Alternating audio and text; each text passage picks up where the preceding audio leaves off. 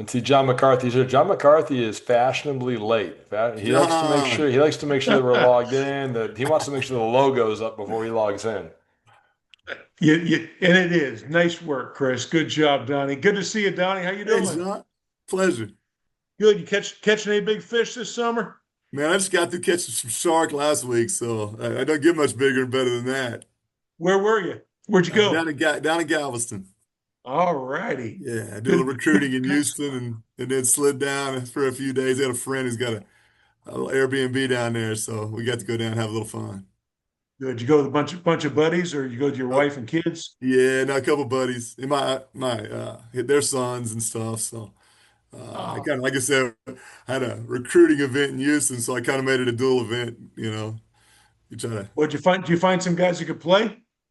Yeah, I got a couple underclassmen to keep my eye on anyway. There's a lot of kids in Houston can play. We got one coming from there this year.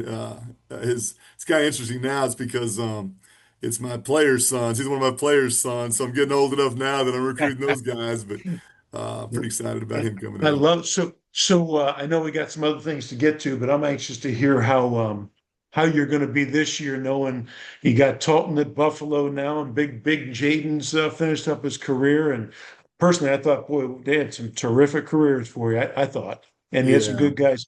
What's it look like for Oklahoma Wesleyan this year? I'm excited. I think everybody that was here, we lose three seniors, two All-Americans and an all-conference guy. So, guys, 5-year guys, 4-year guys that have been here, and just the heart and soul of our team. So, I'm not going to act like replacing them is going to be easy, but a lot of young guys got the teeth cut last year, got the experience, the tournament. They know what it tastes like now. And, a lot of young talent, super athleticism. Brought in three guys I think that can impact. Had a couple red shirts waiting, and so. Uh, kind of gotta fill those point guard shoes, the big man shoes. Those are two humongous positions. I think I was figuring out the other day, 16 of my 18 years, I've had All-American point guard. So now I don't have that guy. He's 4 years with me, and so who's going to be that next guy to step up, make me look Well, good? I'll tell you what, with what you've done for your entire career, I got a real educated guess that you'll be just fine. Our league keeps getting better, and obviously one division now makes it tough, but I think we'll be all right. Good stuff. Chris, if you guys want to take it away, I'm going to take a back seat. Donnie, great to see you. Thanks for doing this. God bless, brother. Yep. And we're looking to talk with Coach Donnie Bostwick from NAIA Oklahoma Wesleyan this past season. This past season finished 28-8, NAIA National Runner Up, appeared in the national championship game. We're talking how to win with less. So it's 9:06. As a reminder, this is recorded.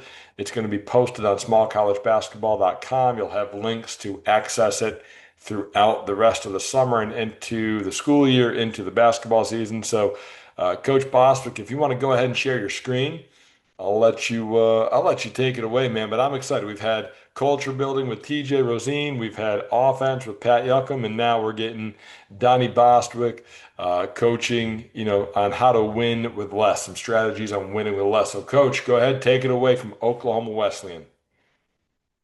First, like a lot of people like, what does less mean? I guess, right?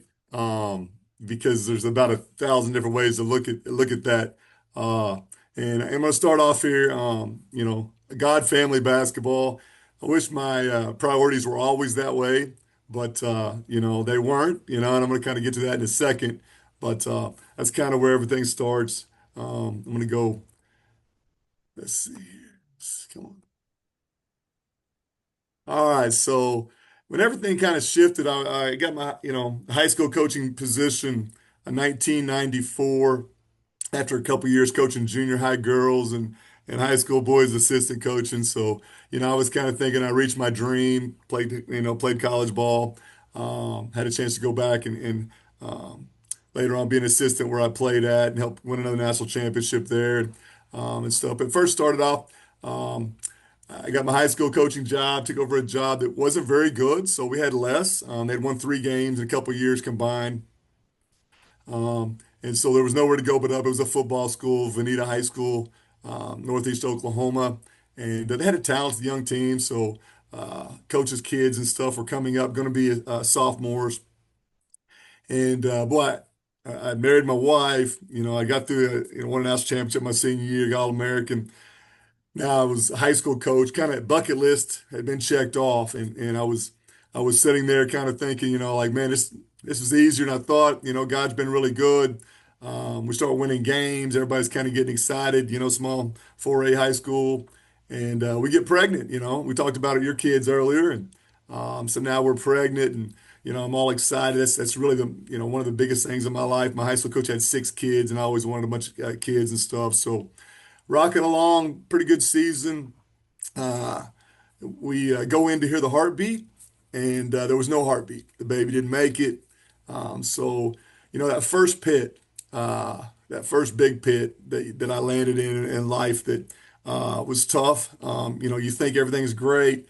As all the coaches, you try to get that head coaching job. You finally got that job, and then once again, things are rough. So, rocked along, had a pretty good season. We get pregnant again, and we towards the end of the season go in to hear the heartbeat again, and for the second time, no baby. The baby didn't make it, and so you're sitting there in life, and you're hitting twice. Yeah, it was a day where I didn't want to get up that next morning. I talk to my guys about this a lot, and you go by feelings. In life, it'll get you in trouble a lot because not everything you feels good is what you're supposed to do. But my dad was a hardworking bricklayer who didn't, his father went to World War II as a Navy SEAL, and my dad's mom found somebody else while he was gone, so he didn't meet his dad till he was like 40, and just kind of moved in with his high school coach about 16 years old. So dad was a tough guy, and he kind of told me, he said, "Son, I can't really help you do anything based on who I know, but I can teach you a hard work ethic, and I can make you, you got to show up all the time." So he had to show up at work because he was a foreman. And he said, "My other guys can't feed their kids and get paid if I don't show up." So, long story short, I didn't miss a day of school my first 8 years, and I guess I didn't get sick. I don't know. Back then I just went to school, but I remember in junior high. Now they have a pep assembly with all the, now it's seventh grade, all the elementaries to come together, and we're in the gym, and the last award was perfect attendance, and I'm like, oh no, I get this reward. I was kind of in those uh, smart classes on the bottom of the smart classes, so I wouldn't get any academic awards. But I remember the, 1 year, 2 years, 3 years perfect attendance, and the last one, 8 years. And the guy, I remember he said, "Wait, he's never missed a day of school," and the whole gym started booing as I was sort of walking down to get the award. And I was like, "Thanks, Dad. I sure appreciate it," But the next year, I skipped school with my friend and went to a minor league baseball game, Tulsa Driller game. Caught a foul ball. I remember that game, but so I wouldn't get that award the next year. And I regret it to this day because what's wrong with showing up and working hard? It's something my dad had taught me. And I didn't feel like that last miscarriage. I didn't feel like going to church that night. It wasn't even a regular Sunday. It was like a revival service. But my dad says, "You don't feel like getting back on defense, son. So you want to win, you got to get back on defense. You don't feel like going to the offensive boards. You want to win, you got to go to the offensive boards. You don't feel like going to church because you got in late one night or something. That's when you definitely want to go to church." So anyway, I went to church that night. There was a man preaching. Uh, there was a traveling evangelist named Jimmy Ray, and he said he's going to define wealth for me that night. And he uh, he said in the Old Testament, how many kids you had, specifically sons, was the best sign of wealth. And I'm sitting there going, I've just been told, second miscarriage may not be able to have kids, and I'm just, why are we here? I don't even want to be here. Listen to this guy. And then he said, I had multiple miscarriages, told I couldn't have kids, and he started bringing his kids up. So now I'm flipping it, thinking everybody might as well leave. This is for me and my wife sitting there. And he said, um, what you really need to do is start praying for and be specific in your prayers. Write down exactly what you want. Your vine will be fruitful, your quiver will be full. Stand on God's promises. And I wrote down blonde hair, blue eyed, left handed, and my wife said chubby cheeks. True story. And so we go in the second year. We're pregnant again. It's the playoff pairings of my second season there. We're we're a solid, good team, but we're not in the top 10 or anything like that going into the playoffs. And we go into here the heartbeat. That was a nightmare situation previously. This time, uh, you know, we went in. I'm trying to hold my wife's confidence so she's not getting, frustrated and everything. As the doctor comes in, Dr. Knife Chief, I'm a Native American a little bit, so we go to the Indian hospital and he went to check and he couldn't find the heartbeat again. So my wife starts crying. The doctor says, I'm going to go find another instrument. He comes back in about, it seemed like, 2 days later because I'm trying to hold the fort down. And I'm telling my wife, it's all going to be good, man. We just got a good feeling about this. We prayed about it. And for the first time, I heard my son's heartbeat. And man, it's the first time in my life I didn't care if I won a game. Basketball finally dropped out of my top spot. God replaced it, family, and then basketball became my ministry. And just a true story. We won 10 straight games and went to the state championship. And my team was, winning games at the buzzer. They were praying at halftime, or excuse me, after the game. They'd pray at center court. They did had a Tulsa World front page semifinal, picture of my team praying at center court. And I started realizing then that, man, like I wasn't in control of things. And if I would really go all in for God, I had a better chance of doing things. So this is my son. You can see in the picture, was sitting, Coach Wooden was 90 years old. He was at a FCA event. As you can see, I got my FCA hat on tonight and in Tulsa. And so he got to hold my little boy Gunner. True story. You can see his hair is kind of brownish, but his hair came out total blonde, blue-eyed, left-handed, and chubby cheeks. And so that kind of gives you an idea where we go. I'm going to kind of throw a little, see now, four children and two daughters in the middle. And my second son was born in 2005. And we were number 31 in the country. I was an assistant coach at John Brown at that time. Um, and so number 31 out of 32 make the tournament. We were the last team to get in. I didn't think we were going to get in. I actually send my team home, or we do. Me, Coach Shehai at John Brown. We sent them home for spring break, thinking we're probably not going to make it because all the other teams got to win their conference tournament. We can't have anybody get upset. End up finding out we get them. We get in. I bring them all back. We go in. We win 5 games straight and win it all. My son's born, my second son, same birthday, August 31st, blonde hair, blue-eyed, left-handed. I don't know what the odds are of that are, but I know this. Told my wife we're gonna have more kids, and she said no, we're not. Anyway, but so family second, basketball became a ministry, and now real success. This is kind of what I see it as.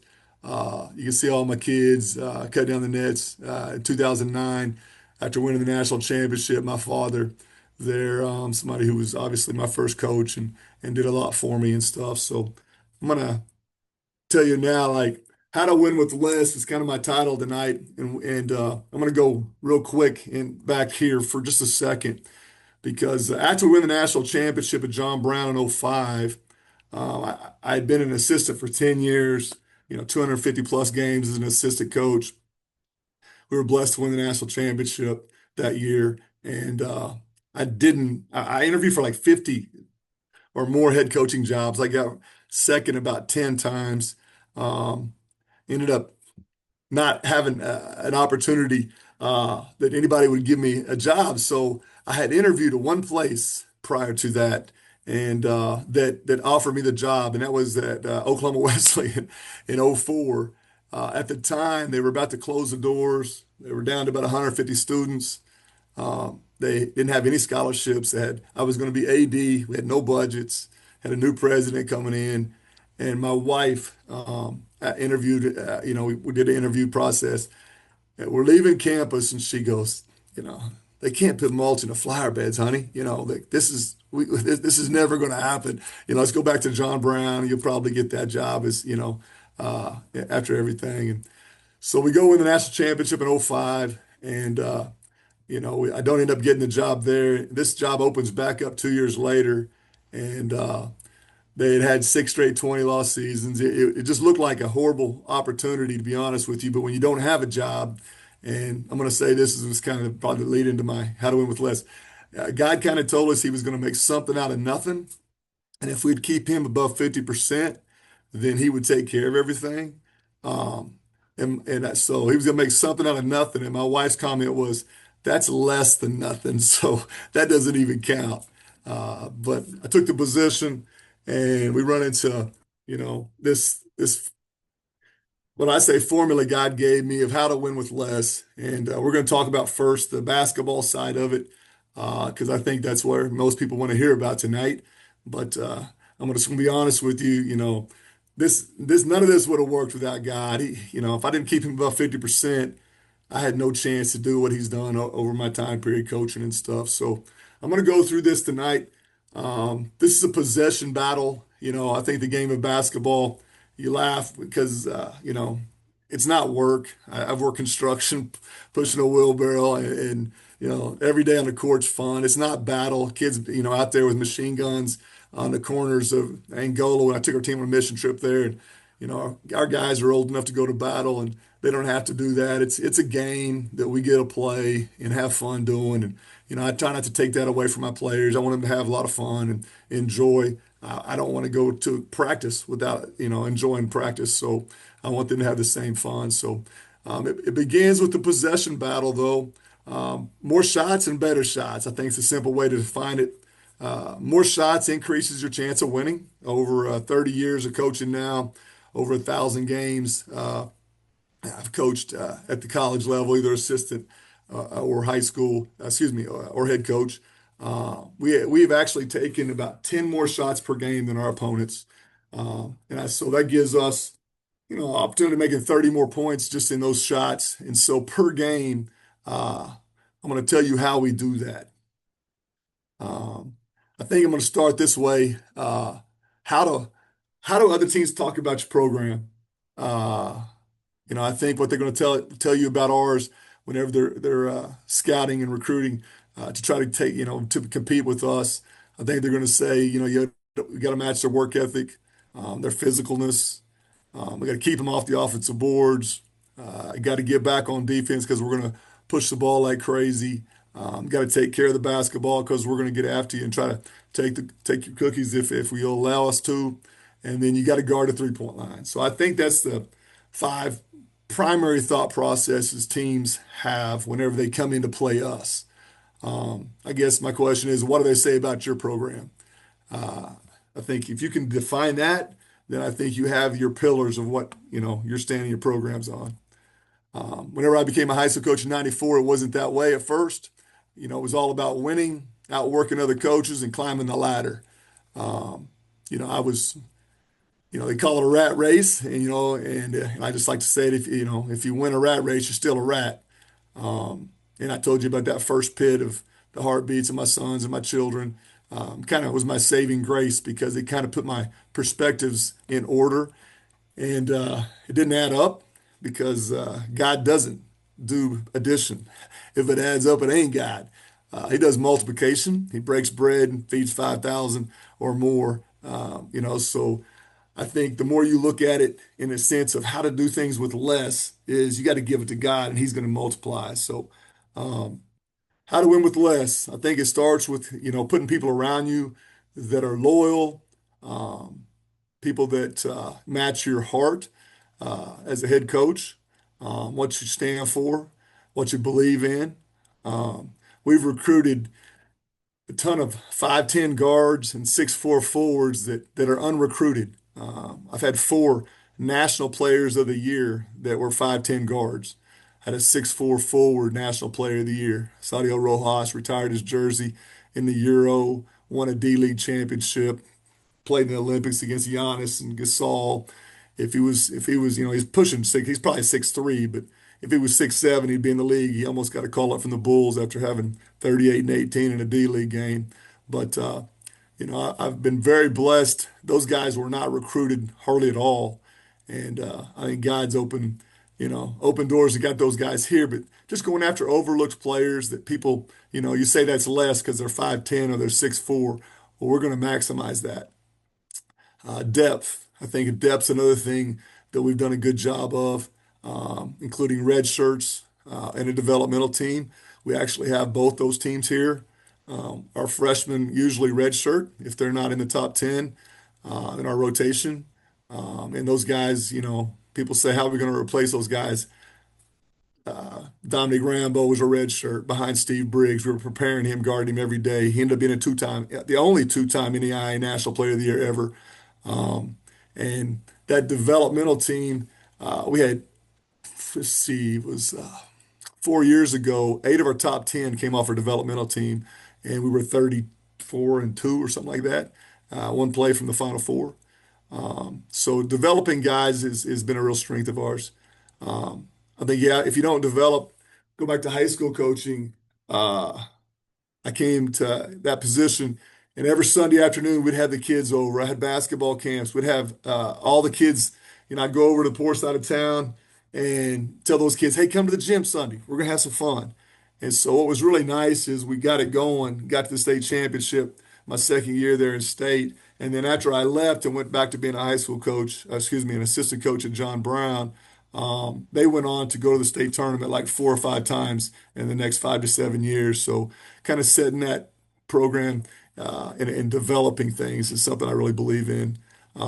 These days, with the transfer portal, NIL, impact, there's more talented freshmen available. This past year in the NAIA championship, we played College of Idaho. Both our teams were built off of mostly high school kids that we developed. There was a couple transfers. I'm not against transfers. I was a transfer, but I think our core usually, and a lot of the good teams' cores are guys that come in and when we develop them. My point guard, yeah, he finished up 4 years with us, and now he's at University of Buffalo. Actually, last year they were all Americans. Their junior year, DJ and my center, Jaden Letsky, and both of them could have went Division One.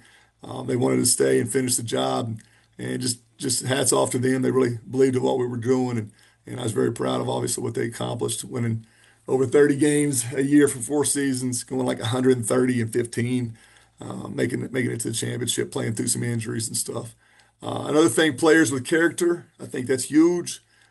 Guys with work ethic. We recruit a lot of defensive players of the year out of high schools. Those guys tend to succeed and continue to get better, and we can develop those guys. What is the most important secret? I've already mentioned it, but I could probably talk more about God on here tonight and give you more secrets that are going to help you win. But I'm going to focus on basketball mostly tonight. All right, so let's talk off our formula, basketball wise, of how to win. There's really 4 things we kind of key on: defensive field goal percentage. If we're going to rank it, I'm going to put that number 1. Number 2, rebounding, rebound margin, offensive rebound percentage, what percentage of our misses do we get, and offensive rebound points. Defensively, we want to get stops and then put transition points out behind that. Turnover points, I think you'll see a little bit later. If you're not able to get the stops, then getting steals and forcing points in transitions got to be huge. Then lastly, but not least, 3-point shooting.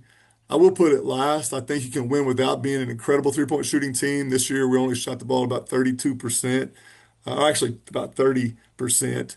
But our defense was that good. We went to the free throw line a lot. We had a big man and a point guard who could hunt paint, and we were streaky good shooting a three. So I think 3-point shooting makes how many points compared to your opponent. If we could match our opponent on 3-pointers made, then we're going to be advantageous, and obviously percentage.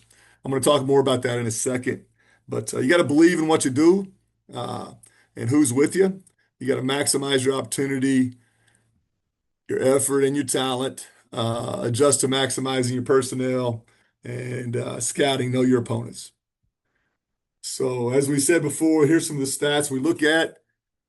3-pointers made per game and percentage. We'll go a little bit more into this in a second. Transition points, converting loose ball turnovers, live ball turnovers to points. Offensive rebound points compared to our opponents, which another thing is rebound margin. It's kind of tied together a little bit. And then what percentage of our misses do we get on our offensive boards? In 2009, when we won the national championship, we got 48% of our misses. Usually a goal is about 40. We've had over 40, I think, four times, 42 twice. Michigan State's best ever is 42.3. So that's taken work. That's taken just great habits. And I'm going to show you some video later of kind of what that looks like. Uh, Defensive field goal percentage, the goal is to be under 40. We won it in '05 at 37. We've had it under every one of our national championships, all three times we made it to the finals, or actually four times. We had our opponents under 40 every year. And I think that's just huge. I'll talk about and show you a couple other teams a little bit later. That the only way you're going to counter that is steals and shooting very high percentages. But you can see in '05 we were 37-1. The last 4 years, our defensive opponents shoot of under 39.7. So we've held up our opponents under 40 the last 4 years. Takes into consideration, turnovers, um, defensive rebounds, all easy buckets, get back in transition. And you're going to say, well, how do you offensive rebound and get back? Well, we do it. So if everybody else thinks they can't go to the boards and get back, then that's great because we want to find one thing we'll do harder and the more difficult things that nobody else thinks they can do. Another thing we kind of have fun with is consecutive stops. We've actually built a wall before. I think Army uh, was in a round table with me one time. They actually built this huge wall, and they actually would, like the last 5 minutes, make the brick a special color.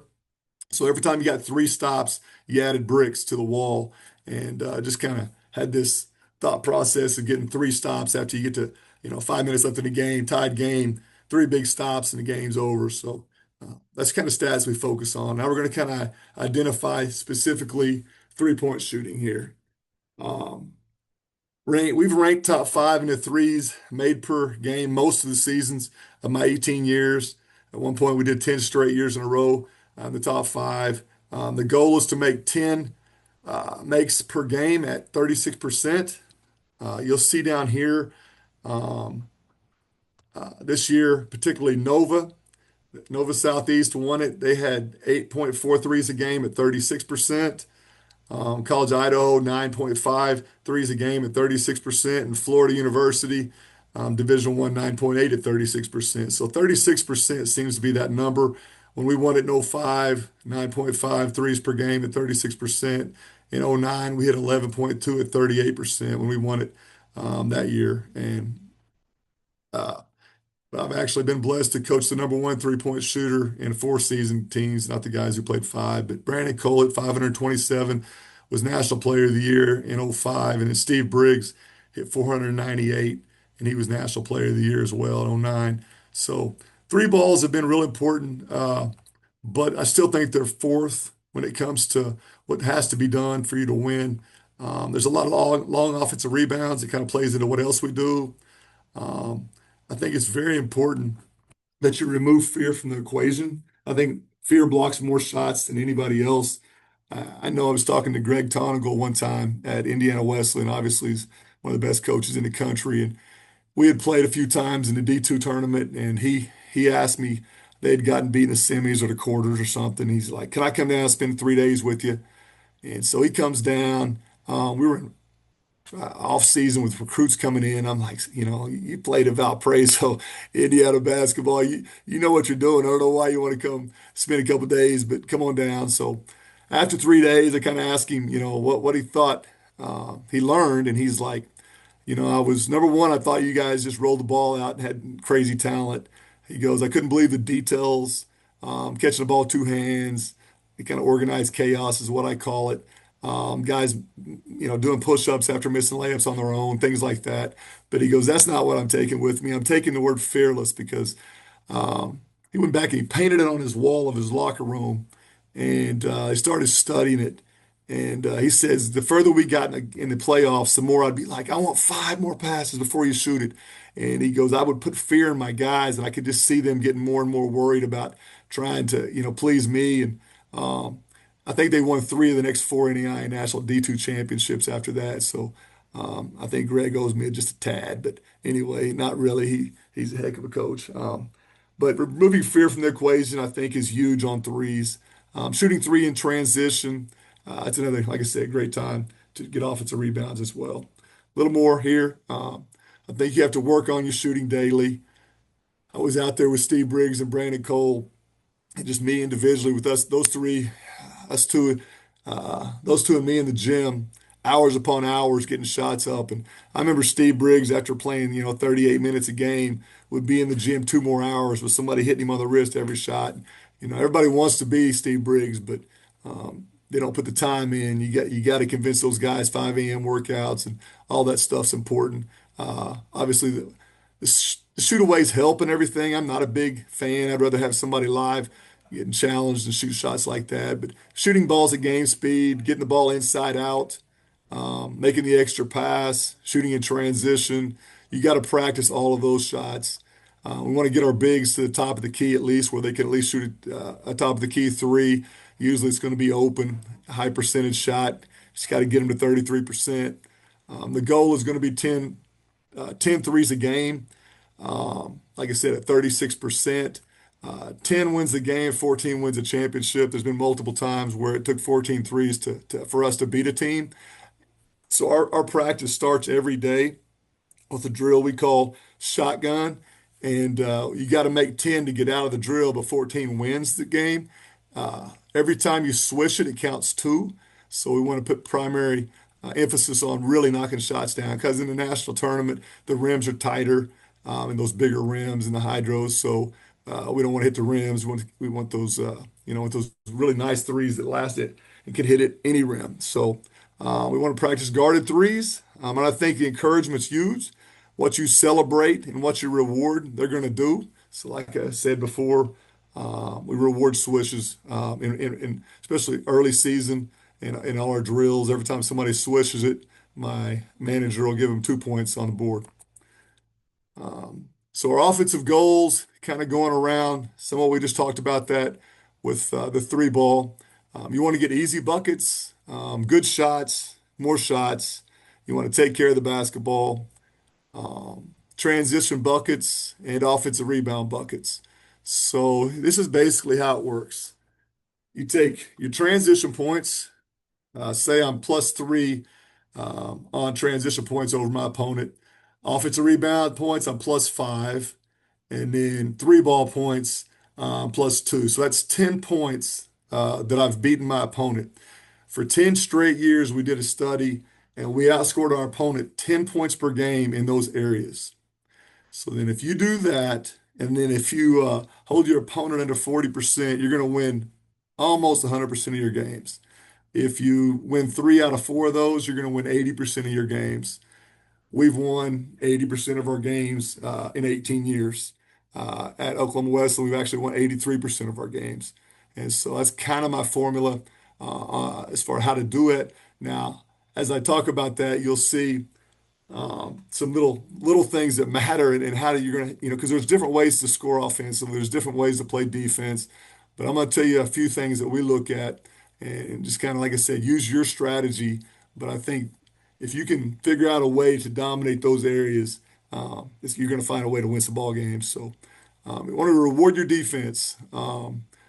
Allow to run. Every time they get a stop, they should have some freedom to get out and run and push the ball. Everybody wants to act like they want to run, though, but nobody wants to run ahead of the ball. Nobody wants to throw lead passes. Nobody wants to rim run to take all the help away to get that diagonal three. Everybody wants to trail and shoot the three. So to get the under, how do you reward people? So we have an eagle chart, and every time I'll stat in preseason and just pickup ball, we'll be statting guys that do rim runs, and then somebody else gets a three. But they get an eagle point for giving that other guy a three. I'll go back and watch film, and we'll do all the guys who are cutting to get somebody a three or somebody who's doing a rim run. So just all the little things you're wanting to do to win that people wouldn't notice, we're statting those. So our guys know they actually can maybe average 5 points, but if they're doing all those other things and they're winning on the eagle chart, they got a chance to win more playing time. So we're rewarding them, we're statting that, we're giving them a chance to kind of see what wins. We want to force a double team. I think basketball is easy with the shot clock and everything. Play through your best two players, force double teams, and then play out of it. Make the extra pass. Try to get it inside out. Finish off 2 feet. Have great spacing, and play with joy. If our guys, first thing we're going to do with every freshman, we're going to put them under ball pressure on the wing. And there's going to be four guys in a line behind them, and they're going to be counting as that guy's just getting somebody in his grill. And then after 4 seconds, he has to live ball dribble and face the guy and deal with that for 4 seconds. And then he's got to pick it up for 4 seconds. And then he's got to make a pass. It's a good pass to one of the coaches. Once he's able to do that comfortably, then we put him in a double team. Once he's able to handle that, what are they going to do to him? So pure joy comes from a verse in James 1:2. It says, consider adversity pure joy. James 1:12 says, once you endure, you win the prize. And so every time, we're dealing with adversity, we're going on the road, and referees may make a couple calls that are kind of surprising to our team. How do you react to that? Well, our guys are going to say pure joy, baby, because we know it's coming. And once you act in a positive way, the officials have a better chance to not continue to make another call. Because if you start whining and crying and griping, that's exactly why a lot of teams get sent home early. And I'm guilty of it as anybody else, but we try to really have that philosophy of pure joy, baby. Um, I think another thing is having a secondary offense on your offensive goals, because I think people are going to take away your strengths, and you got to be able to counter that sometimes. So we do a lot of entries out of what we call our spots, high-low stuff. And so our secondary offense a lot of times attacks the middle. It'll be a motion of some type or a 5-out or something like that. Some of our offensive goals is to win by 20 points a game. We've had teams who've done that. This past year, Nova Scotia won by 22 points a game. College Idaho won by 23 points a game. Our margin of error was smaller at 9 points a game, but we've had a couple teams, the '09 team, who averaged by 20 points a game. So that's just a goal right there. 90 points, 90 plus points averaging a game has been right there, kind of our top teams.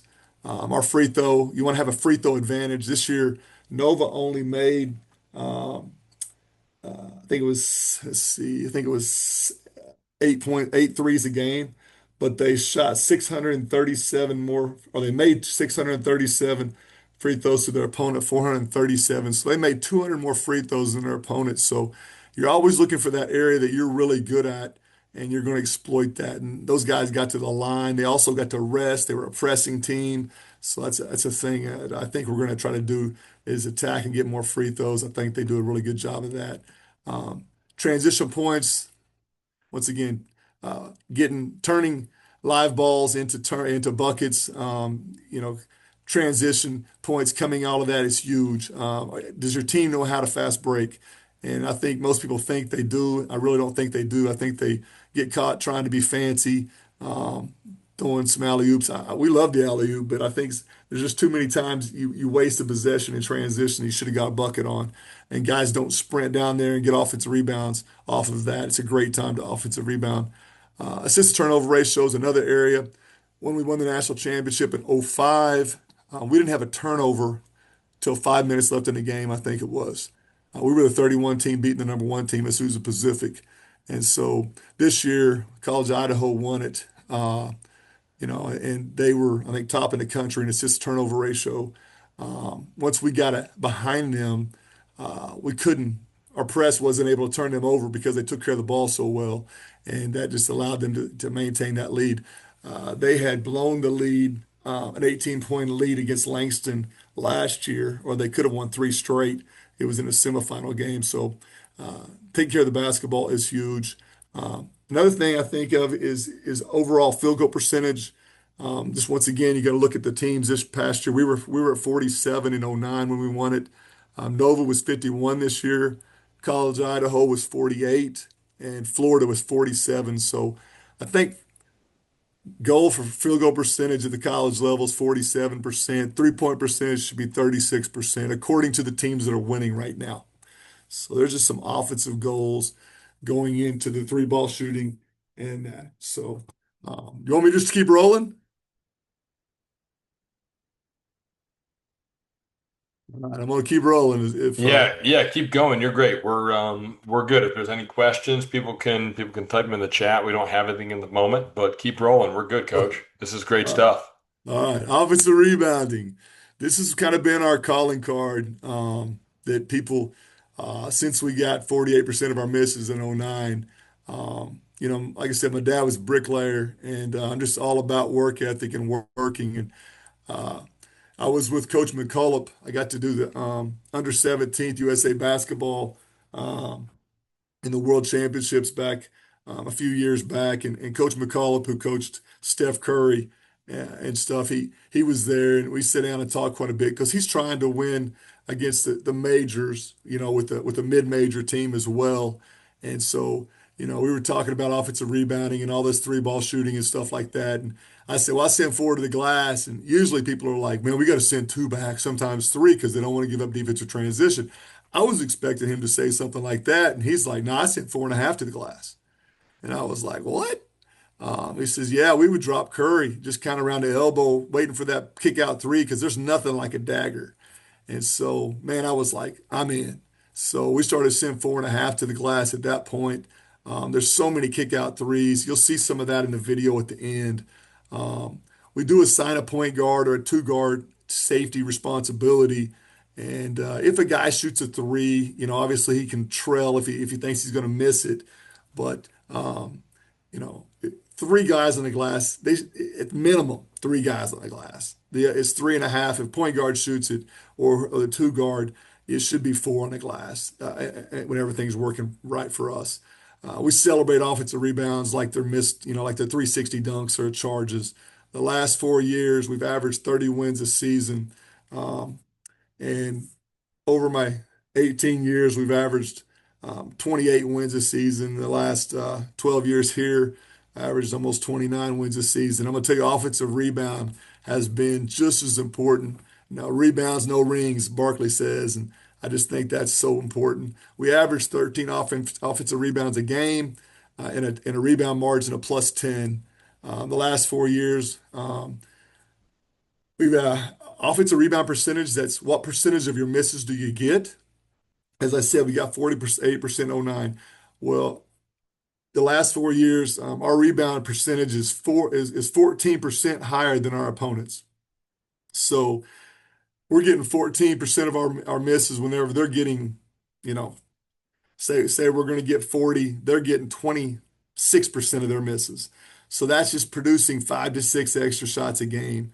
You don't want to give a good team, especially shots like that, because now the coach is pulling his hair out, all that kind of stuff. They may get a leak out layup, but we're going to get 6 offensive rebound points for those two right there. So we have never had a problem. People are so worried about blocking us out. They're not leaking guys out, things like that. Um, Everybody says, well, what drills do you do to offensive rebound? I'm going to tell you right now, there's no drill that's going to fix it. It's everything you do. Um, Example being in pre-practice, just me and my partner shooting. Every time I shoot the ball, my partner needs to be half the distance from where it's shot on the backside, and he's got to anticipate and try to get the ball with two hands if I miss, and then he's got to put it back in, get it out of the net with two hands before he passes it back to me. So he's learning to read rebounds every shot all year long, everything we do. And we better try to get it with two hands every time, or keep it alive, get a hand on it. I think it just becomes a fun challenge and something that your teams thrive to try to get all those deflections and tips. And we put that on a board, and hey, you got 12 tips this week. Keep the ball alive. We had guys, and I'll show you a couple of them. Kaz Ammons comes to, he averaged 5 points in his career. But you would sit there and watch a game, and he'd give us like 10 extra possessions. Um, you give 10 extra possessions, and you get the ball to Jaden Letsky, who's shooting 70%. You're not going to beat us. And that guy's creating that just by hustling. The guy was a walk on that I didn't recruit at all. I mean, his dad was like a wilderness camp director. So he was kind of had like 7, 8 brothers and sisters, homeschooled, and he just came with this work ethic. I went on a mission trip to Dominican Republic, and I remember he went along, and I met him for the first time. And we were digging this huge hole. He was outworking like every guy, wheelbarrow, pickaxe, and just going to work. And I was like, man, this guy's going to find a way on the court. And he did in those hustle plays. He never got an all defensive team. And I just kind of laugh because I'm like, they always vote for these teams in the conference of guys who get like 10 rebounds as all defensive team. And I'm like, he's not guarding anybody. He's just standing around the basket and rebounding. I don't understand how he's defensive minded, but when you're only playing and you're winning by 22 points a game, and so you have to like limit because you're up and you pull those guys out. It kind of frustrates me sometimes on the all conference stuff when those guys get left out. But those guys get celebrated by their teammates and stuff. So anyway, we do, try to get the ball out of the net every time we miss it. Somebody on our team needs to get the ball out of the net. And that's physically jump up and high point it out of the net. So by saying you do that, um, we do have a lot of warnings because you're not supposed to touch the ball when it goes through the net. So you got to be disciplined enough to almost grab it out of the net in the games, but then just let it drop. But that mindset is just something. Every missed free throw, we won a national championship in '09 by beating College Ozarks on an offensive rebound kick out three to take the lead with 2 minutes left. And it's just offensive rebounding, especially on those little areas on like missed free throws. So many teams, the NBA, just backpedal out. And we want to put two guys up there that are going to go to war. And that's one of the real areas we like to celebrate and have fun. Um, so when I say all five, all means all. I think our guys really get that. The next area, how do you lower opponent's defensive field goal percentage? Just going to hit a few areas here on how to do that. Defensive transition. Uh, Once again, you go to the offensive glass. People are sitting there, 3-point line, four guys around it. A guy shoots a shot. If you don't already anticipate the shot and you don't go early and work early, or you let a guy block you out, you're not going to get the rebound. And then when you go in there and you got to turn around and get back on defense, so many guys, even subconsciously, will not go to the boards hard, or then they won't sprint back. So to get the discipline enough to everybody sprint between the volleyball lines, both directions, is something we really try to sell. Our guys are willing to do that when nobody else is. Um, Limit turnovers. That's going to just kind of keep people from getting layups. We don't want to obviously make no easy layups. Communication, team defense, primary help, early help, that pack line mentality. You're going to see we press quite a bit. So it's kind of one of those one things. We call it extending our pack instead of, just totally pressing without that thought process because our pack has been our go-to D and lowering those defensive field goal percentages. But challenging every shot. We want to be the best in the country or one of the top five in challenging shots. Defensive rebounds, keep them off the glass as well. I think referees call what looks like a foul. So how do you play big? Steve, this past year, Derek Talton Jr. led the country in steals for the second time. He's 5'10", 150. Said nobody offered him but me when it comes to scholarship. And at 5'10", though, he never drops his hands. His hands are always out wide or up high. And you get a 6'5" guy that never picks his hands, leaves his hands down all the time. He's smaller than that 5'10" guy that's going to keep his hands active and be, around the ball. So excuse me, I keep calling about Steve Briggs, but DJ, he's really good at what we try to do. We try to put chest on body, hands on ball. So, you got a defensive rotation. You're trying to put a chest on somebody and find a way to put those hands actively on the ball. And I think you'll see some of that later on as we do a pretty good job of keeping our palms open. We talk about praising, stuff like that on the court. It's harder to get fouled when your palms are open because your hands are extended. They're not going to set a good screen on you. A lot of things successfully, you're going to rebound better when you get your guys to hand. The old Kobe runs all the time with the ball over your head. Our guys love that stuff in the preseason, but I'm not going to say they love it, but they're going to love the success behind it. You got to believe in it. Those three stops we talked about. Reward your defense by running, by pushing the ball. Good defense is not always how many points you allow, especially in high school when they can just stall and act like they're great defensively if their opponent only scored 30 points. But if you're scoring 100 points, that point margin of 20 points, you're giving up 80. It's pretty dang impressive with a 20-point margin there. Um, Steals per game. This is where you need to try to get 10 steals a game to be a supreme steal team. Nova press like crazy and one of the best pressing teams ever, as a lot of you D2 guys know. They averaged 12 steals this year. We averaged 12 and 11 a couple of seasons. We averaged 10 this year. Um, so it's a really big time goal for us to try to get 12 steals a game. Um, so once again, the final goal, hold your opponent. Our goal is 38% and get 10 steals a game defensively. Here's an example of a coach that high school coach in Dallas, Coach Dave Peeler, good man, Highland Park, very successful. We were speaking at a clinic and we talked to him. We talked about some things. He had some big time, Division I post players for a lot of times, and he said, "Man, Coach, I'm losing my bigs. I'm in one of the most athletic districts in Dallas. I just can't wrap my head around shooting the threes like you guys do and going to the offensive glass." But he goes like, "We got to try something because we're not big like we've been in the past, and we're going to play all these athletic teams. How can I, with less athletes, push the ball, shoot the three, and do what you're talking about?" And I'm like, it's more effort than it is athleticism. Um, and so he says, all right. So he bought in.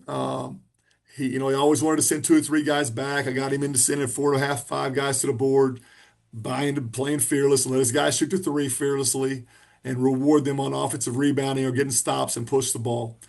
So he implemented it. They rebounded 47% of their misses. He had 55 more threes than he had ever shot, his team had ever hit before. Went 27 to 5 in one district. He said, at best, it would have been 20 and 12 if I would have stuck with my own philosophy. So that's just somebody else trying it and having some success. I'm going to say this: if you're getting out and running and you're going to have some turnovers that that first probably month you're trying to put it in, you're going to have the balls going to go out the door.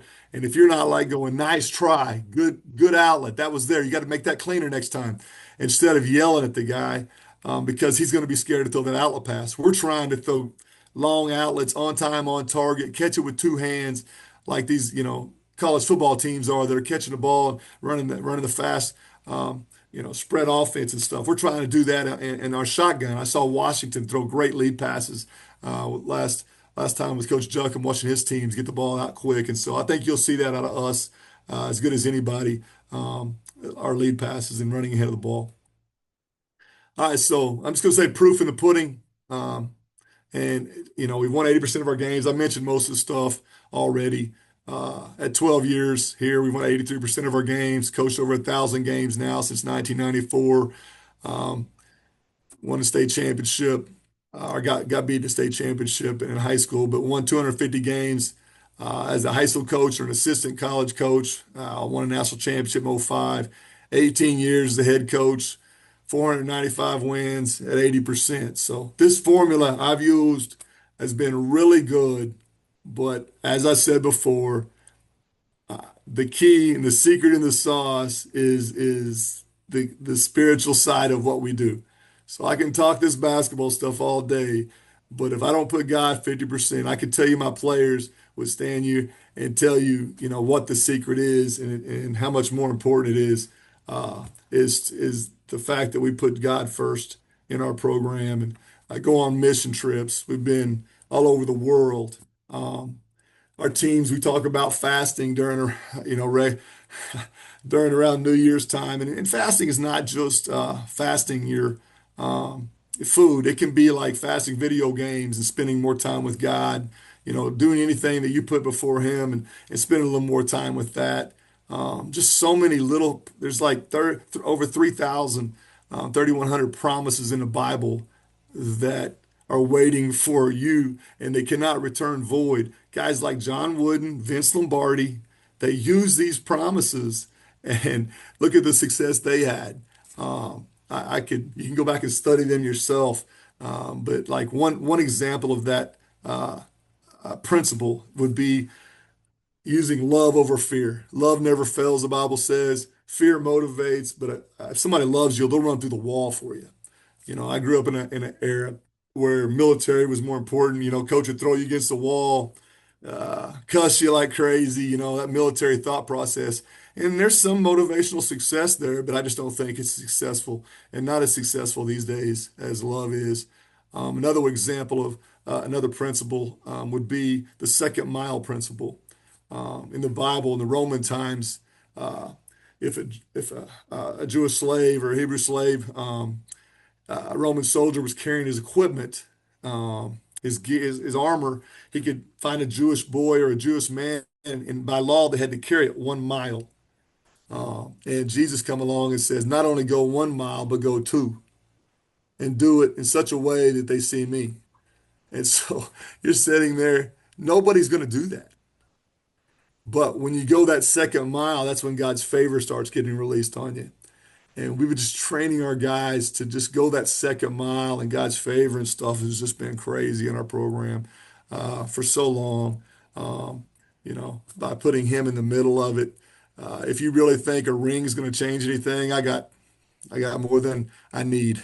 I've got one for every finger now, every child, every grandchild, and it really doesn't. It just sat in my closet. Money wise, it's not going to buy you happiness. There's got to be more than that. There's only one person who can actually do the impossible. And, I tell my guys, like, what's he asked for? All your heart, all. And so here's the problem. We want to give about 70% and let him do the 30%. He doesn't, he says, give me all, and then I'll do the impossible. And we get stuck at about 70 or 80 waiting for him to do the 20 when that's not his job. His job is to do the impossible once we do all of that and give him the glory. So I'm going to shift. If maybe ask any questions, but I want to show some video of some of this stuff. But you want to take some questions if there is any now? We don't have any questions, but Okay. I don't know. Like for me, I'd love to see some video. Love to Okay. see some video. Anything you got on transition, getting out on Yeah, transition, let's do that. and maybe some offensive rebounding.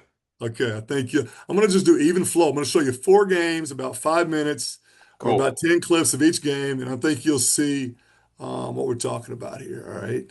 Uh, is the screen on basketball? Are you seeing the basketball in there? Yeah, we can see it. Looks Okay, good. okay. I just making sure. All right, so this defensively, we're playing a national tournament. LSU Shreveport, really good team. You can see us in pack line. We got over a lot of packed up help here. DJ does a great job getting his hand on deflection, and everybody's sprinting. Now we blow a bunny, we get a tip on it. We get a tip on this. Come on now. What is it doing? Okay, hang on a second. I'm going to jump ahead. Here we go. We missed the tip, get another tip. Now here's the thing. We didn't get the bucket, all right? But I want you to see our defensive transition between the volleyball lines. 5 guys sprinting and preventing a layup. So you can sprint the floor, go to the offensive boards, and get back in guard. Now see our early help again. Great wall up here by our big guy. Once again, we're going to get out and run again, throw a lead pass. Defensively, our pack line. You see DJ's hands. Hands are always out, hard to screen. Once again, we're going to talk here on our screens, get some switch outs. Hands up of the switch. Now early help with our big. And we got 2 guards on the backside. This is 3, 5, 10 guys, 2 walk-ons. And see how loaded up we are? Almost looks like a zone, but it's a man. Gets a nice tip. Watch the outlet. Boom. Quick outlet.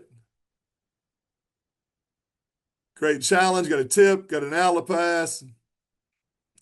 Gonna go finish off 2 feet. Finish strong.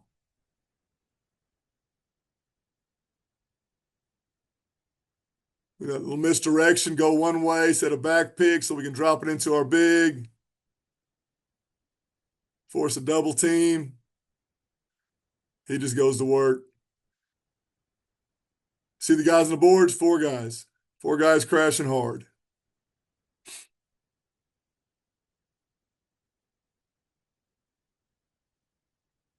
Once again, lane line drive. We're going to stay ball side corner. Our big is going to come up and wall up. We got to have two guards, two 5'10" guards, get over and rebound. And once again, lead pass. Get somebody out running every time.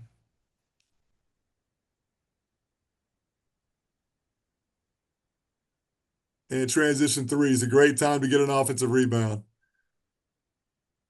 We got two guys, one guy shooting, three guys, and our point guards right here is 4.5. We get a tip out.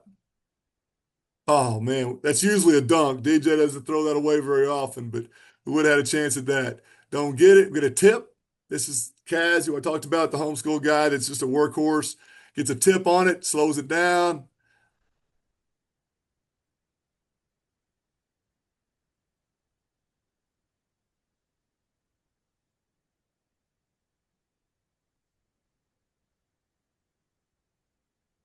Coach, how do you designate the four players that go to the offensive glass? Is it based on lineup, based on who your best shooter is in at the moment? How do you define that? It's usually my point. DJ is such a good offensive rebounder, and I like him to pick up sometimes. So, like in this lineup, I'll just find the guy who doesn't rebound as good. It could be whoever I feel like's the guy who's just not getting it done. I got to reward the other guys with the opportunities. So it could be a two or a three or even a four, I guess. But most of the time, my four men are horses. But because DJ drives a lot, but you can see we're getting open looks. The other team, you'll see very few open looks. A tip again. Once again, tip it. Our guys are flying. Extra passes. Once again, four guys in. Everybody's just trying to keep the ball alive. Oops.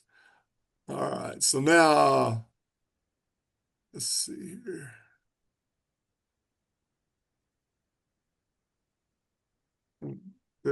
We switch to the next game. All right.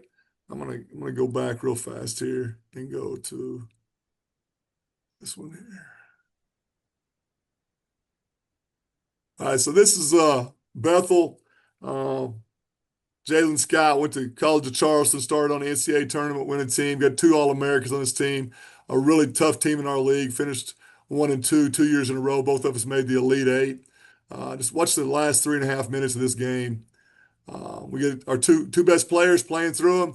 DJ does a great job going off 2 feet, so the play develops. He can either hit the three up here. He's going to wait till this guy makes a decision and make that nice pass to get a finish there. Now watch the effort. Somebody's always going to be Xing or something to try to get an offensive rebound. They did a pretty good job of blocking us out there. Once again, he gets beat. A big's got to help. Early help. Now we're going to have to go block out the big boy underneath. Because defensive rebounds, it's a 5'10" kid who can't dunk getting a two-handed rebound. One of the best rebounders at 5'10" you're going to find. But watch the outlet. See 3 guys running? What's his outlet pass? Bam. We got a layup off of that. 2 passes and a layup. Yeah, I messed up, didn't play. But once again, 2 guys Xing. We don't get this, but look how close we come to getting this offensive rebound with 3 minutes left.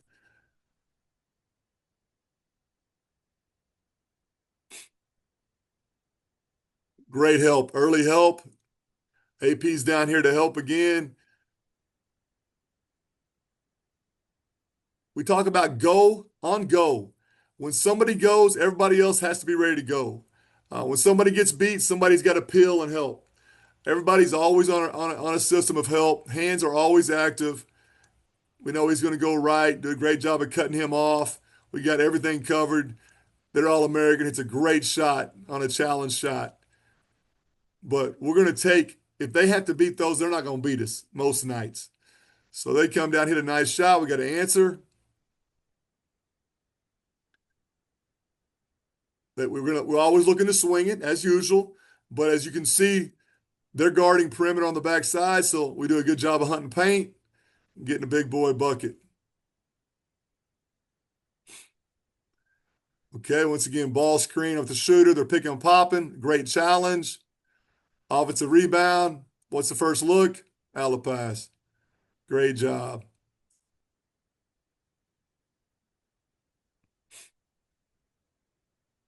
Just do our jobs well on blockouts here. That's his third rebound in 4 minutes. 5-10, walk on.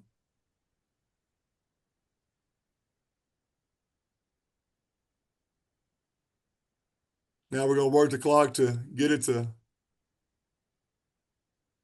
late in the shot clock here before we try to do something. So we're just ISOing. Got an 8-point lead with under 2.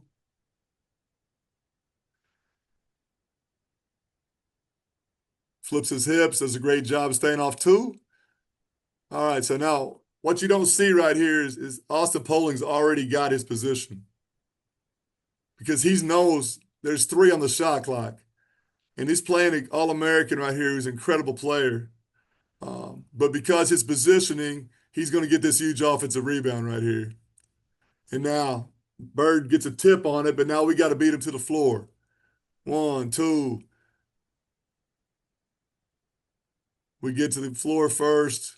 Let me do that one more time here.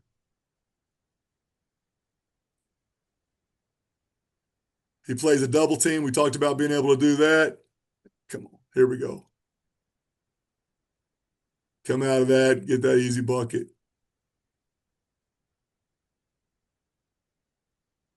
Now we talk about those 3 stops. This will be our 3rd stop in a row to finish the game off.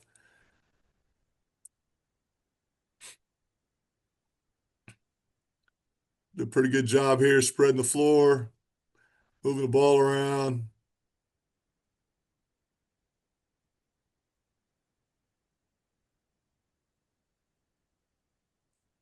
And putting that dagger on him. All right, so I think offensive rebounding, you're going to see these next 2 probably be more impressive than even those were. This past year. We knocked off 2 1 seeds, LSUA and Freed Hardman, had the 2 national players of the year. Started the game here. You can see a little stretch here where we were able to get after these guys pretty good. And offensive rebounding was mainly the biggest part of it. And, you see us do a little misdirection off a stagger and a quick little rub there to get an easy layup.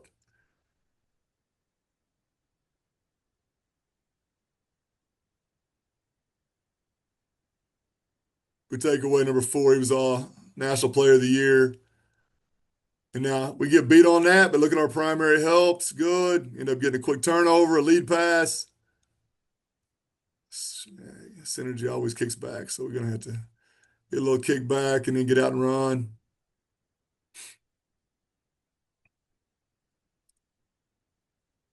Once again, we got 2 guys, 5'10", at the 1 and 2. Nice help by our big. Get a tip. Don't get it, but a great wall up. And then DJ does a great job as a point guard, always dropping in secondary there. Once again, led the country in steals, but he just plays way bigger than that. All right, so now we get a little 2 game on the side. See 4 guys crashing. And we get that board again.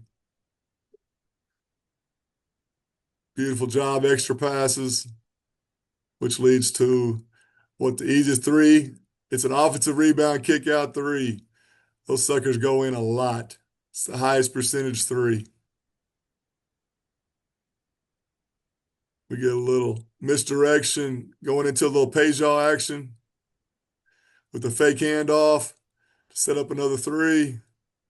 Guys crashing. Got 3.5 on the boards with the shooter and the point guard getting to at least the line there.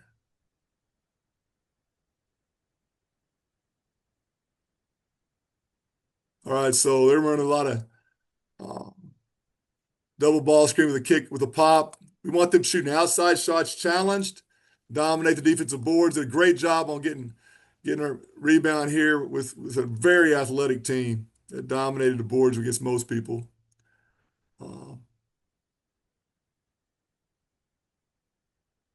Coach, if you have a minute to wrap us Yes. up, can you walk us through the shotgun drill? A couple of coaches were asking about that. Okay. We'll do that in just a minute. Yep. Once again, bring our big up because they're denying everywhere. It's an easy way to get a backdoor action here.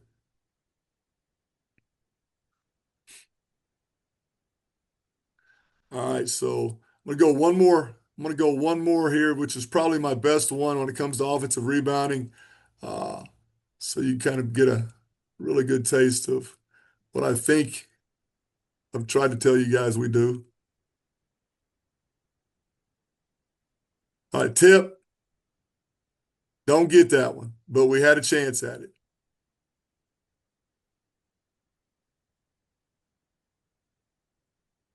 I think he's going to South Alabama. Runner-up player of the year right there. Great challenge. Great job coming after the ball with two hands. My point guard's always a rebounder. He's just, everybody got a board. Ain't nobody out. So many high school point guards don't rebound, so they can't even play at this level. We get a nice job of swinging the ball usually, or hunting paint. DJ, as good as it gets at getting the ball where we need to get it. Now, once again, doesn't look like offensive rebound opportunity here, but he swam.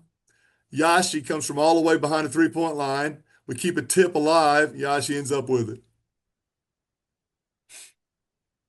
It's a really good. This is defending national champion, incredible pack line, incredible rebounding team, and we were able to really pound them on the glass with smaller players. You know, how many times you get in that double team and you're able to pass it. All that led to, as you'll see here, a three ball, another three, offensive rebound three. And those are usually wide open.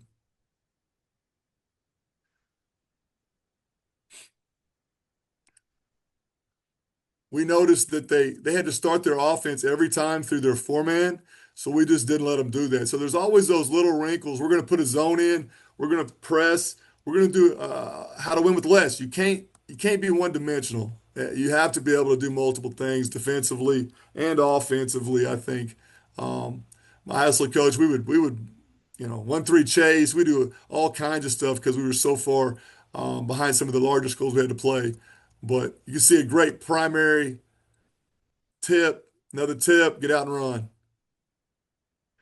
They're not sending anybody to the glass um, at this point. Now we do a pretty good job of hunting paint off our kick out. We missed this, but once again, defensive transition.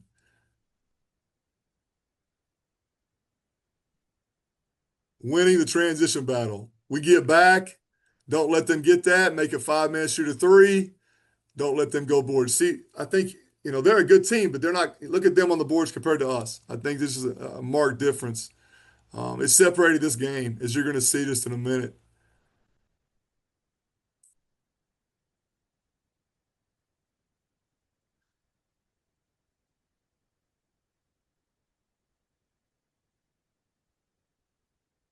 We're just trying to get in there and land on 2 feet.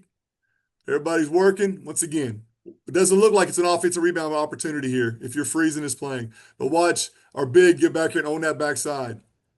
Huge rebound. Handles the physicality of it. What do we get? Wide open three.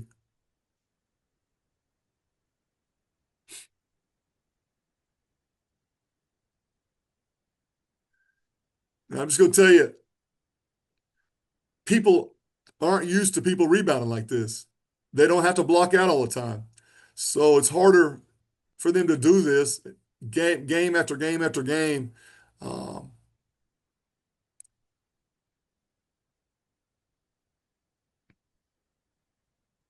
so once again, they were struggling getting the ball into offense because we wouldn't let them. We had a guard on their four-man. Another tip, another deflection. Let's get out and run again.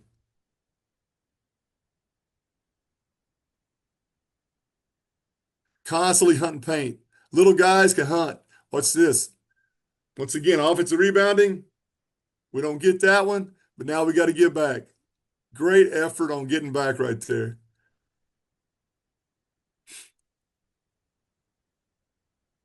You guys like high-low basketball and some of that. We do a good job of just doing a little screen and roll into a high-low. We're in the paint getting buckets. It's hard to get against a great team. I think the ability to get the ball in the paint with a bounce or a pass, and not let teams do that is going to differentiate you. See, they can't get the ball to the four-man because that was the only way that a freshman point guard, we were going to take advantage of that. He got beat. We got a great help there. Another block out. Go two hands on this rebound. That's a great rebound with two horses. That's a 6'4" post four-man compared to 2'6", really big-time athletic dudes. And our guys going two hands and squeezing it. Now we're going to put in our press here, where Nova Southeast, a lot of these teams do this stuff. Freed usually does a lot of it. You'll see how it changes the game. We're able to turn them over two or three times in a straight. It's a 1-point game right after half. We mix up a man-to-man into a run and jump, into a little 22 deny, going off 2 feet and finishing.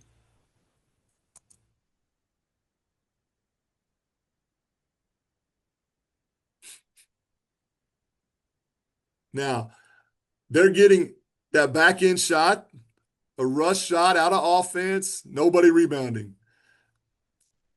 I know that's sometimes a higher percentage shot than we like, but whenever you get that going in the press, then nice just a job entry, get the ball to paint again. We're living in the paint deep where they're unable to get, and we're crashing boards right now.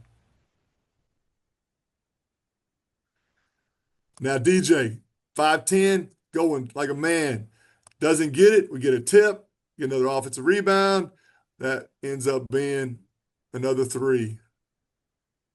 I told you before, inside out, offensive rebound threes are going to be daggers.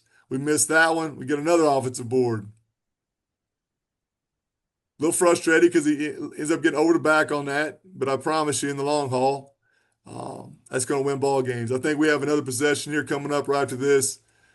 We went zone.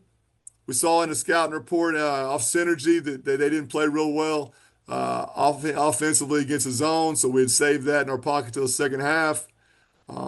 It's basically just a matchup 2-3, trying to keep them out of the paint, keeping their big guy from going one-on-one. We do a nice job, little flex cut. Once again, where are we at? We're in the paint, get it out of the net. We're smaller, and we're the ones in the paint. We're the ones going off 2 feet. We're the ones going in there cutting. Now we got deflections. Another, don't cry about a foul. Go to the offensive boards. You'll see this right here. Great job. We offensive rebound. Freshman put back there. Now we're going to celebrate a little bit, a little timeout. I'll show you about 2 more possessions, and then I'll talk about that. We're still in that press. Those are the steals that Nova kills on, and Dallas Baptist, those teams that are doing this press and stuff. It's the guys hustling back. Those first 2 guys have to be able to get back. These are sprinting little guards, love to run, so they get back. It leads to another 3. Another 3 ball.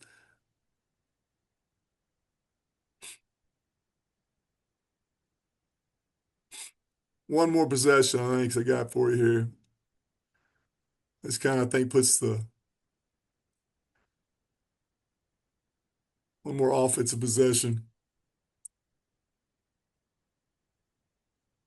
I know the percentages say that bigs aren't able to hit the 15-footer from the elbow, and it's what a lot of the zone teams do. And so that 2-3 kind of dares this guy, well, he turns it over there on the baseline. But there's nowhere to go. It's just like our man, early help. They try to put a bigger guy on our point guard. He does a great job. Like I said, he's a Buffalo now, after 4 years of being special for us. But he's going to get paint. Watch how he gets paint. I mean, big guy's trying to guard him. He's in there hunting deep. Another guy getting deep. Gets a foul.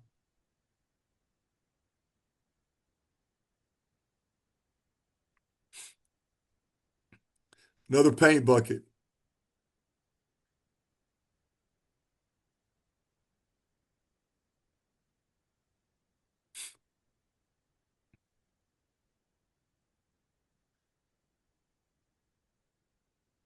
Trying to get paint. 2 feet in the paint. 2 feet in the paint. Guys cutting back door.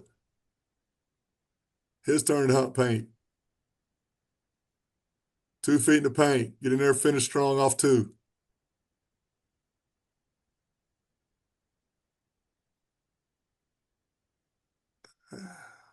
Hang in there. I want to show you one more possession before I stop.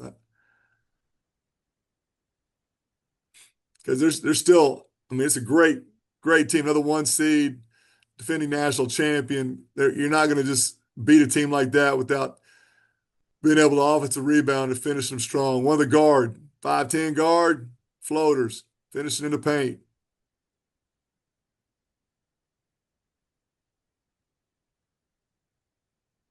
Two feet, finishing in the paint. We practice a whole bunch of finishes and being able to get the ball in the net and not calling fouls and stuff.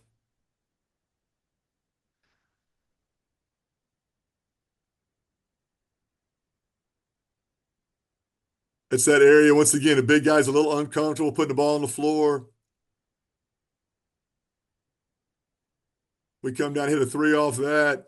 And then I think this last possession, I've said it 3 times. I keep thinking it's going to be the last one, but I want to show you one more possession.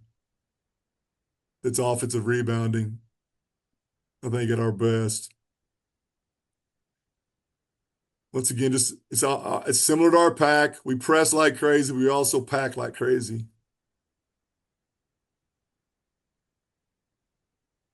Nowhere for that All-American to go. No second shots.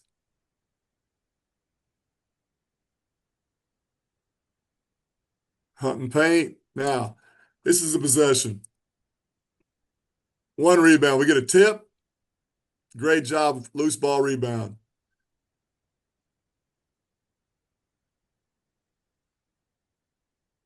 I'm gonna have to do this 2 or 3 times because it always jumps ahead on offensive boards. All right, so same possession. We get deep again. Have to shoot a tough shot, but watch the 4 boards. 3 guys at least pounding them. Another tip out. Same possession.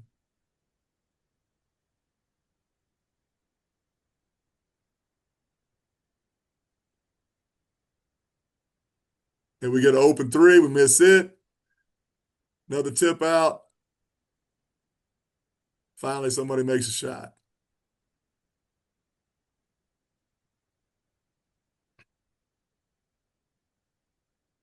All right, so he makes that one. So hopefully you got an idea, of the defense, the offensive rebounding, the transition points, and the 3-ball points here. The transition drill we do, it's pretty simple. You just put a line on the corner, on the baseline, and a line under the basket with 3 balls under the basket.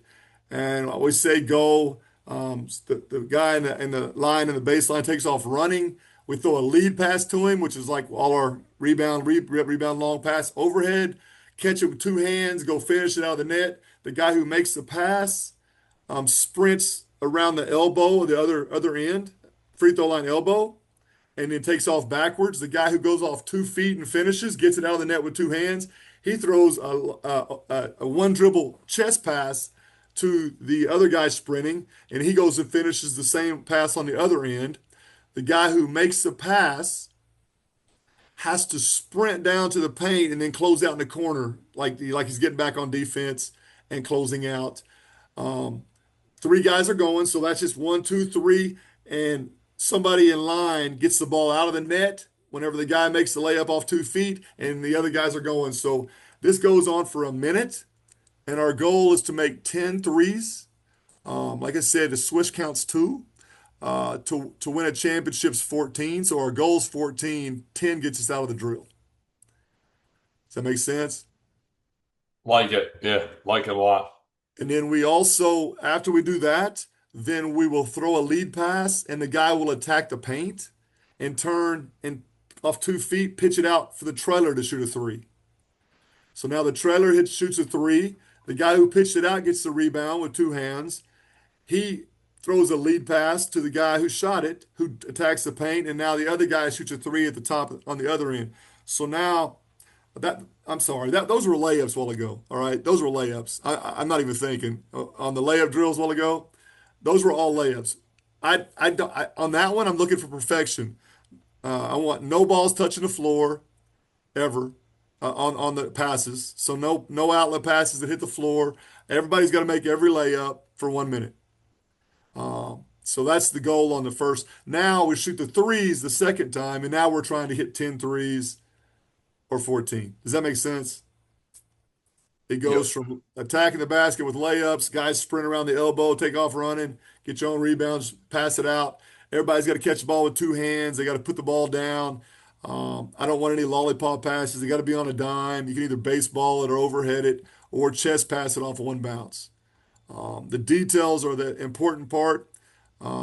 If you do miss a layup or something like that, you always got three push-ups because Jesus rose again on the third time. So we always like to remind everybody, three push-ups is not a punishment if you have a turnover or you blow a bunny on a rebound or on an offensive rebound putback or something like that. It's just a great time to go ahead and create a habit. Create a habit. If you don't go to the offensive glass, get over there and do three quick push-ups and just create a habit that way. Uh, I think habits and details are more important than plays. I think ability to play in chaos and under pressure and in physicality. I think we got really good. I tried to go back and get our shooting levels at the highest level, and we got some shooters back, and we dropped off on our defense and rebounding, and we kept losing about the Sweet 16 Elite Eight, and I just got frustrated with that. So uh, DJ kind of helped usher that in, and Jaden got in the weight room, and they kind of set the tone, saying we're not going to go home anymore. We're not going to go and make it to the Sweet 16 or Elite Eight, and then run into a team that's just grown men. And this year we were able to deal with the physicality. Have to go on the road to Dort, a tremendous team, a 2 seed, beat MacU, beat Baker, a 3 seed, and two 1 seeds just to get back. They were saying the impossible. Jaden Leskey landed on a wall up on his head, broke a bone in his neck and his face, was out a month. We dropped three straight. We had to put in all pressing. We lost three. Our top three big men were hurt. It looked like we dropped out of the top 25 the first time in 10 years. And it looked like for the first time, it could be, I don't know if Jaden was going to play again.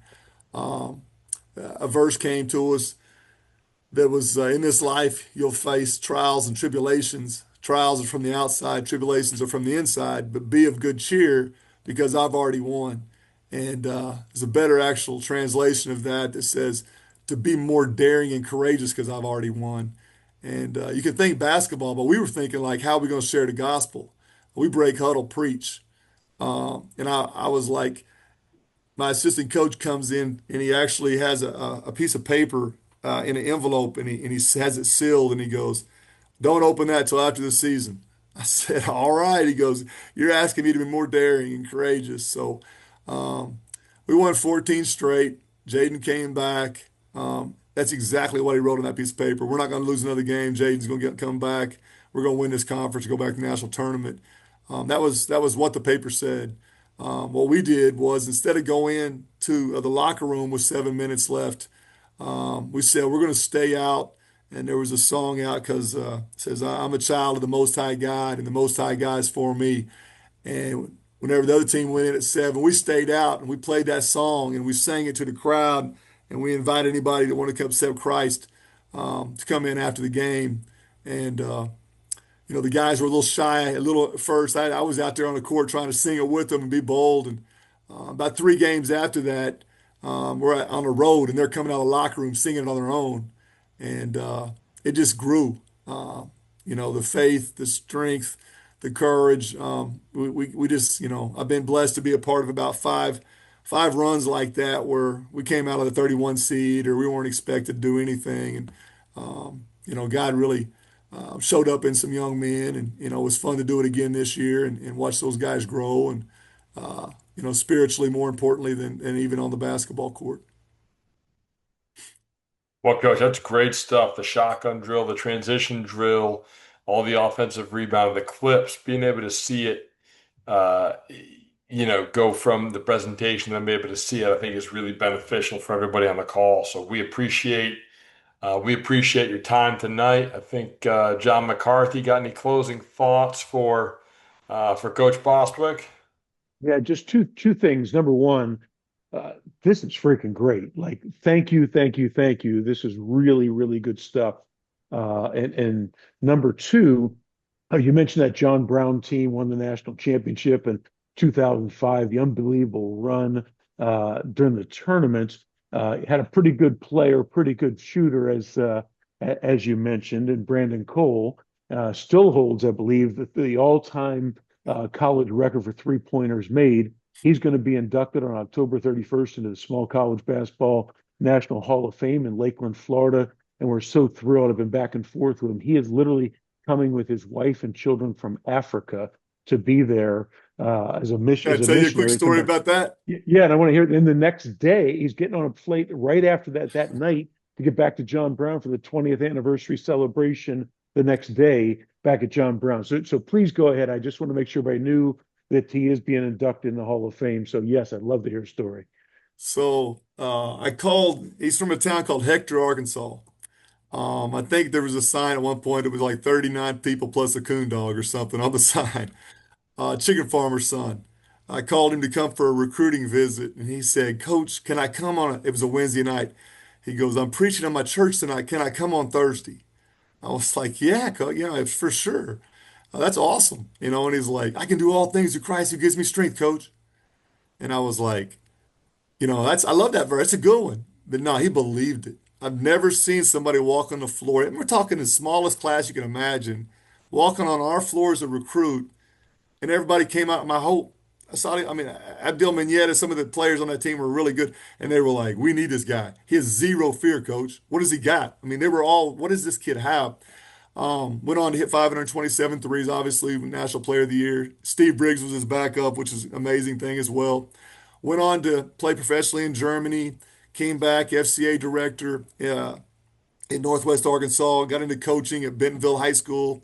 We're going over to Lyon College to play. And so I called him and said, hey, can we do a shoot around in your gym, He's an assistant coach. At the time, Jason McMahon also was an African missionary, but another good friend was the head coach. So we're over there doing a shooting around. I turned around and there's a sixth grader sitting next to Brandon. And I'm like, hey, B, who's this guy? He goes, oh, he'll be in the NBA someday, coach. I walked over and shook his hand. I said, what's your name, son? Malik Monk. What a great story. Brandon Cole developed Malik. And then Malik and him went to Mali, Africa to do NBA Africa before COVID. And he's looking out, but he's like, who's going to tell all these people about Jesus? He comes back. He calls me. John Brown offered him the head coaching position at John Brown. He says, Coach, I can't do it. Somebody's got to tell those kids about Jesus. And him and his wife and kids went to Africa as missionaries. Been over there ever since. So that's just a different drum that he beat to.